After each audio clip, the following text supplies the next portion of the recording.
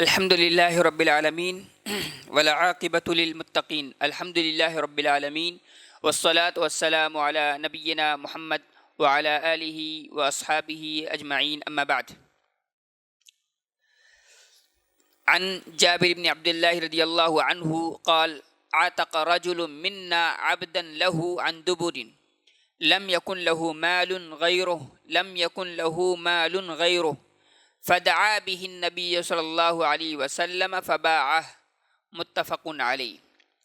محترم سامعین اکرام، میں نے آپ کے سامنے باب الشروط سے کے ضمن میں آئی ہوئی ایک روایت، یہ بھی روایت بھی جابر بن عبداللہ رضی اللہ تعالیٰ عنہ کی ہے، آپ کے سامنے پڑھی ہے، جس کا ترجمہ ہے کہ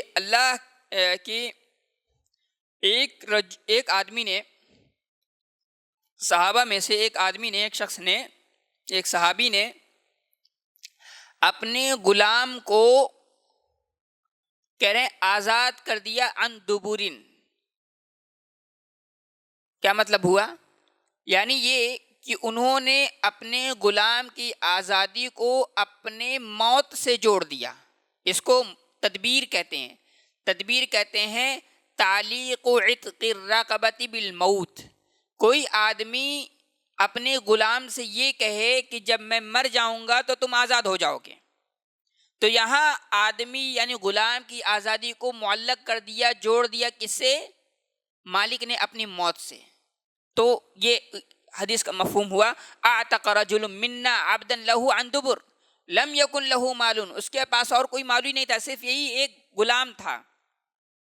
کہہ رہے ہیں فدعا به النبی صلی اللہ علیہ وسلم، اللہ کے نبی صلی اللہ علیہ وسلم نے اس کو بلایا اور کیا کہیں فباعہ، اور اس کو بیچ دیا، اس غلام کو بیچ دیا. یہ حدیث کا مفہوم ہے. اس حدیث سے پہلی بات یہ پتہ چلتی ہے کہ غلاموں کو آزاد کرنا، اللہ تعالیٰ نے بہت سارے احکام میں، شرعی احکام میں غلاموں کی آزادی کی بات کی ہے.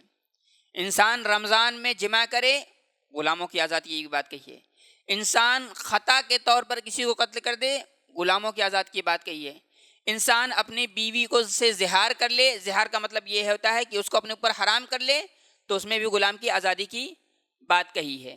تو مختلف وجوہ سے اللہ تعالیٰ نے یا ہماری شریعت نے لوگوں کو اس بات پر ابھارا ہے، آمادہ کیا ہے کہ وہ غلام کو آزاد کریں.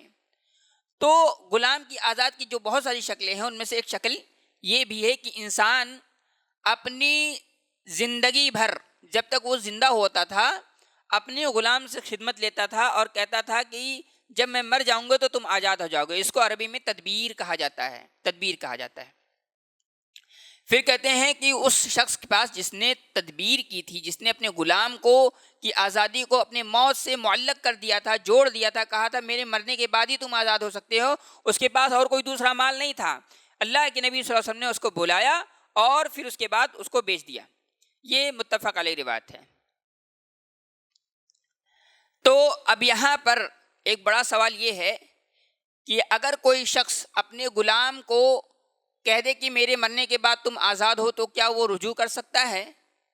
تو اس سلسلے میں فقہا نے بہت سارے اختلافات کیے ہیں.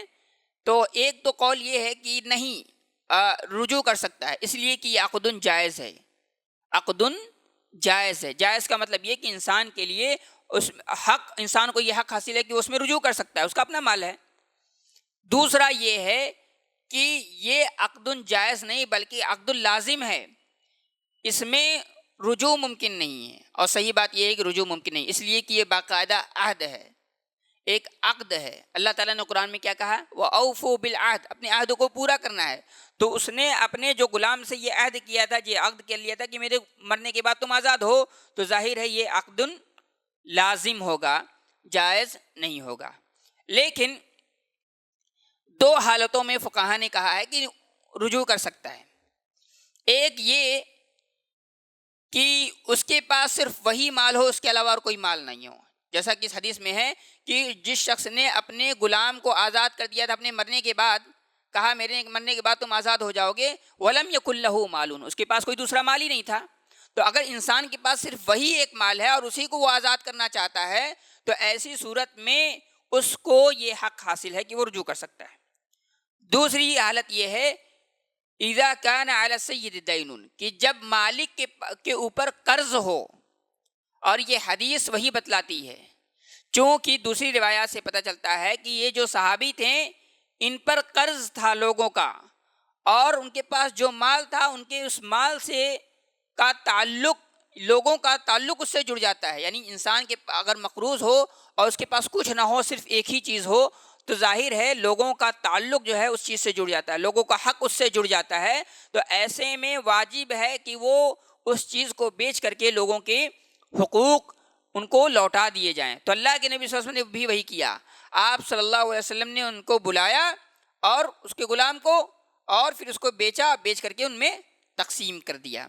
تو یہ حدیث اپنے آپ میں بہت واضح ہے، اور یہ حدیث اس بات کا فائدہ دیتی ہے کہ انسان کے پاس اگر صرف اتنا مال ہے کہ اتنے میں اور قرض زیادہ ہے، یعنی تھوڑا مال ہے اور اس کے پاس قرض ہے، تو ایسی صورت میں اور اس کے پاس اور کوئی دوسرا مال نہیں ہے، تو سب سے پہلی جو ذمہ داری اس پر عادی ہوتی ہے کہ وہ قرض کو ادا کرے گا. وہ اس چیز کو یعنی اس کو عقد نہیں کر سکتا ہے. یہاں پہ کیا ہوا کہ جو صحابی تھے ان کے پاس وہی ایک غلام تھا، اور انہوں نے اس سے بھی عقد کر لیا کہ نہیں، میں تم میرے رنگ بننے کے بعد تم آزاد ہو، حالانکہ ان کے اوپر قرض تھا. تو ان کو چاہیے یہ تھا کہ پہلے قرض کو دیتے، اور اگر ان کے پاس کچھ ایکسٹرا مال ہوتا تو اس کو اللہ کی راہ میں خرچ کر دیتے. انہوں نے کیا کیا کہ جو قرض تھا، قرض دینے کے بجائے اپنے اس غلام کو آزاد کر دیا، کہا کہ میرے مرنے کے بعد تم آزاد ہو. اللہ کے نبی صلی اللہ علیہ وسلم کو جب یہ معلوم ہوا تو آپ صلی اللہ علیہ وسلم نے ان کو بلایا اور ان کے غلام کو بیچ کر کے پھر لوگوں میں تقسیم کر دیا. تو اس حدیث سے یہ پتہ چلتا ہے کہ سب سے پہلے جو حقوق ہم پر عائد ہیں پہلے ان کو ادا کریں، اور ان حقوق کی ادائیگی کے بعد ہی کوئی ہم بیع یا کوئی عقد کرے. یہاں پر جو عقد کیا جو اپنے غلام سے صحابی نے، کیوں یہ اس لیے صحیح نہیں تھا کیونکہ ان پر باقاعدہ عقد، ان کے پر باقاعدہ قرض تھا. اگر قرض نہیں ہوتا اور پھر یہ تدبیر کرتے، یعنی غلام کو اس کے بعد کہتے کہ تم میرے مرنے کے بعد آزاد ہو، تو ان کا پھر یہ صحیح تھا. تو اس چیز سے اللہ کے نبی صلی اللہ علیہ وسلم نے منع کیا. اس حدیث سے یہ بھی پتہ چلتا ہے کہ انسان کے پاس صرف وہی ایک مال ہو، انسان کے پاس صرف وہی مال ہو اور اس کے علاوہ کوئی دوسرا مال نہیں ہو، اس پر قرض ہے، تو ایسی صورت میں انسان کے لیے رجوع کرنا، اپنے مال میں، اپنے اس عقد میں رجوع کرنا جائز ہو جاتا ہے. یہ دونوں شرطیں. دلیل کیا ہے؟ دلیل آپ کے سامنے یہ روایت ہے جو آپ کے سامنے پڑھی گئی ہے. اللہ تعالیٰ سے دعا ہے رب العالمین ہماری اور آپ کی اصلاح فرمائے. آمین. وآخر دعوانا ان الحمد للہ رب العالمین.